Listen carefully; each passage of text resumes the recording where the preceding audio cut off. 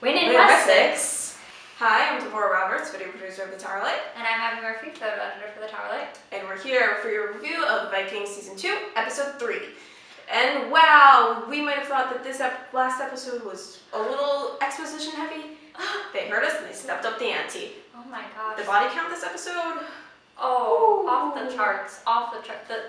The sheer amount of violence this episode. I mean, one thing I know the show really wanted to do was show how the Vikings weren't just violent people, but they were still really violent people. Yeah, like, I know Floki's a fan favorite and everything, and he's a really happy dude, but this episode, I don't know, it's like, I mean, I'm really biased because I really like Athelstan, but Floki's just made me really uncomfortable this episode for a lot of reasons. I don't know. I mean, I wasn't uncomfortable by it. I was more just like, well, Floki, how you doing? I understand one, because I can see that in this episode, Athelstan's kind of replaced Floki a bit as Ragnar's side man because he knows it's rain, and Floki knew the boats beforehand, but Athelstan knew what's going on. Yep. So. Yep, he's the go-to man about all things monastery/Christian/English. Yeah. And then we have Athelstan, of course, this episode, and he's back in Wessex for the first time, and back in his home. Well, not he wasn't from Wessex, he's from North Africa, but yeah, back in England, and it's weird the parallels from the first raid on Linda's farm. Only this time the Vikings know what they're doing, they know what they're after, and they've asked them to help them figure out where this treasure and stuff is, but oh my god. We also, when they go raiding, we get one of the bloodiest scenes this episode with the killing of the bishop. Oh my god, the torture of him too. Yeah, it was just... Which is really powerful imagery though. I think you're about to say the allusion to Saint Sebastian, definitely in this episode. If you just Google him, look on Wikipedia. Same exact setup, tied to a post. It was shot with arrows. And then of course Athelstan had to kill him, and that was just, whoa, blow to your faith, but you can still see the guy has some faith in Christianity, so I'm curious as to where that's gonna go and where that's gonna, you know. Yeah, where that's going to end up, because one thing that's really interesting is he's trying to prove to Floki that I'm a Viking now. Look at this armor, look at me, like I'm, Ragnar. But it was kind of a parallelism to when his life ends up being saved at the end of last season because he's still wearing his cross. So has Ragnar replaced his faith in that respect? I don't think so, honestly. I don't think so, but I think that's what he needs people to think. Yeah, I think that's what he wants people to think. But maybe he wants it, but I don't know. I think he's still a Christian at heart, and I don't think he's believing in this Odin stuff that he's spewing. Oh, I don't think so at all, but it's just like...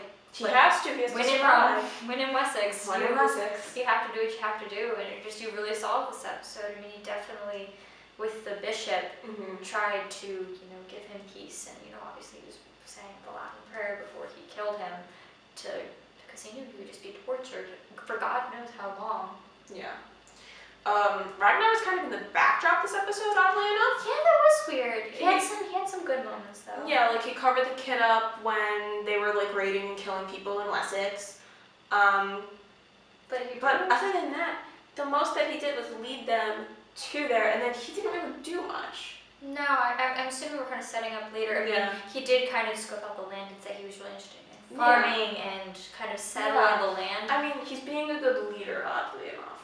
Which he kind of seems to switch back and forth, Sometimes he's just kind of like, I don't care about anyone else. And then other times he's like, gotta think about the people, gotta think about what I want my family to be like. Family. Speaking of family, you finally got to see the Gareth and Bjorn this episode. Yeah, oh my god, it just breaks my heart to see them. I know. Just, Gareth is in such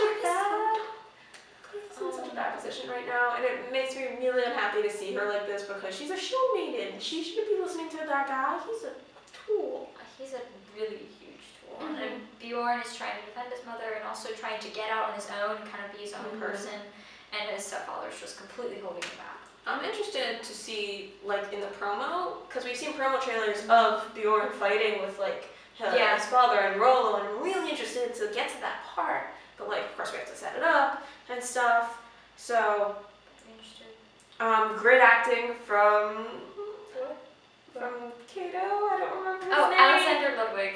And some A+ tweets, too. Oh, yeah, dude was funny. Really Check out Vikings Twitter and the actors' Twitters. They're hilarious during the episodes. They're great to watch, but it's just, He was really good this episode. I really like to see how his character developed. He's a really good choice for an older Bjorn. Same kind of accent, same kind of like. Some kind of like facial structure. Yeah, it was really good, and it's interesting how the relationship between him and his mother have changed. They've definitely grown closer, but like Earth is so much more reserved because she's in an abusive relationship. It's awful. And it just this episode was filled with a lot of tension. And you can see wherever you were. Lagartha Bjorn tension building up too, because he doesn't want her to stay with this guy, but at the moment she doesn't have any other options. I mean, they could just run away, I guess, but yeah.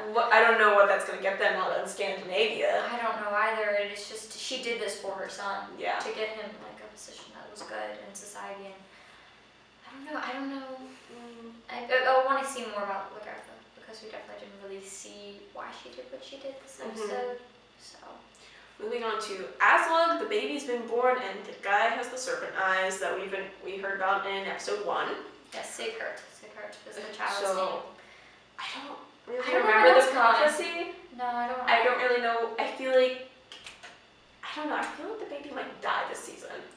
I don't know, or I think if I'm recalling my saga lore, he is one of Ragnar's prominent sons. Okay. I believe so. But it would require another time skip to even have him like factor in. I mean, I think the whole kind of one of the premises of the show is the fact that Ragnar is not the most famous Viking. Right. It's his sons that are, so I think they're kind of setting that up. I don't know where they're going with it, but it's interesting. There are a lot of different threads this episode, and we're kind of starting to see them all lay out, and I'm wondering how they'll weave together. Rollo, really excited to Rollo's stepping it up, man. Devorah came back this episode and was like, Ragnar dissed me. I'm gonna go kill him and raid everyone's people, and then the body count just rose. But Rollo tried and like stepped it up to defend his land. Siggy was there. Siggy was like, yo, Rollo, get your act together. And then she was ready to fight herself, and he was like, no, you need to take care of the children, which was true, and he ends up doing that too. Yeah, but unfortunately, Devorah wins out, and ends with you after. Yeah, and Rollo and them all end up as fugitives. Yeah, it was like a really dramatic end to the episode. You see really standing in this empty hall. I was really afraid Rollo was gonna die, so I'm kind of glad. Oh my gosh! Me too. They were playing this music, and I was like, oh no. But it was okay. The fight scenes this episode were just A+ choreographed and A+ filmed. It was just great. I loved it. The show was really good. The pacing was really good. I think it's something we've noticed though with like the first few episodes of the last season were kind of they were really good, but the pacing was off. But then once you get to the meat of the season where we now are, they just stepping it up. Constantly. And I'm sure that this pace is gonna keep going until the end of the season. Yeah. Oh gosh, next episode. I don't even know what's gonna happen next episode. Obviously, if you saw the teaser for next episode, Ragnar looks like he's sailing home, and everyone else is kind of like, "Are you sure?" And he's like, "Yeah, I'm sure." Yeah, things have gone down. It's been kind of good. Yeah, but I think that's all I have to say for this episode. You? Yeah, I mean, I just cried about Athelstan a lot, and then there was just a lot of tension. I'm like, All right, good.